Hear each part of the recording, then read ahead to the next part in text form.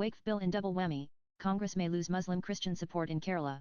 Courtesy BJP Congress CATCH22 situation in Kerala can largely be attributed to BJP's quiet outreach to the church in the state where Christians form 18.4% of the state's population. The Waqf Amendment Bill, which was passed in Lok Sabha on the intervening night of Wednesday and Thursday, has presented a CATCH22 situation for the Congress in Kerala.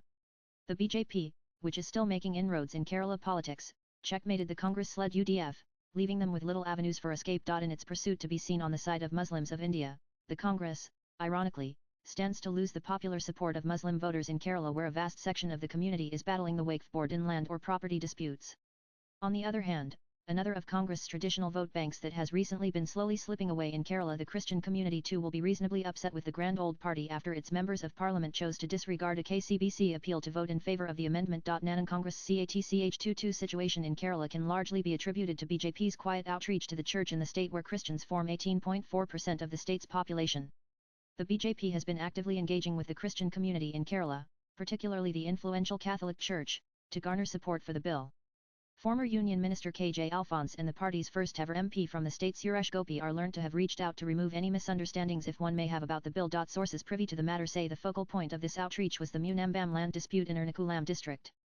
The Kerala State Waqf Board has claimed ownership of around 400 acres of land affecting over 600 families, predominantly Christians and some Hindus, who have lived there for generations. These residents, mainly fishermen, hold registered deeds and have paid land taxes, yet face legal challenges due to provisions in the existing Waqf Act of 1995. The nature of the law allows the Waqf Board to claim properties it deems as its own, even bypassing civil courts and relegating disputes to Waqf tribunals.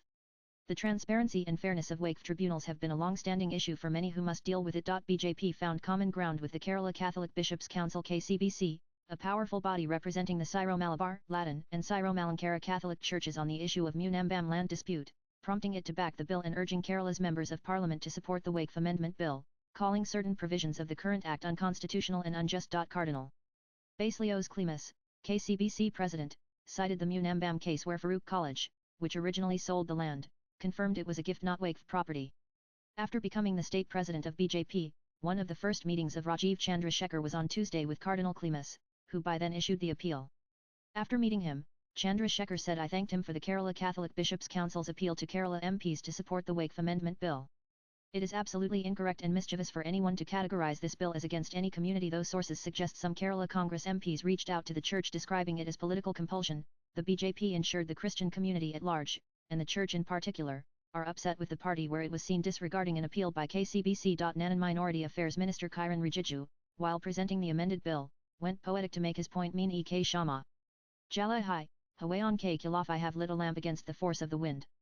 The force he was referring to was not just his political opponent who alleged on the floor of the House that the bill was anti-Muslim, but also organizations like Jamiat Ulama Hind, a premier organization of Deobandi theological leaning, and Jamaat-e-Islami, which has been at the forefront of advocacy against the new Waqf bill and preservation of Waqf properties. It would be ironic to even suggest that the Congress stands to lose Muslim votes in Kerala for opposing the bill. While these organizations have tried to keep their grip on the Waqf board and hence, would be happy about the Congress positioning inside the House, there is a vast section of victims in Kerala who happen to be from the Muslim community and are entangled in legal battles with the Waqf board after their properties were allegedly taken over using the old law. They would be upset with the Congress. There are reportedly 40,951 pending cases related to Waqf properties in Waqf tribunals across India as of recent updates. Out of these, approximately 9,942 cases have been filed by members of the Muslim community against Waqf boards. This suggests that at least 20% of the total disputes involve Muslims challenging the Waqf board's actions or claims, such as encroachment, property mismanagement, or ownership disputes. An estimate suggests that there are as many as 1,008 litigations in Kerala that pertain to Waqf properties.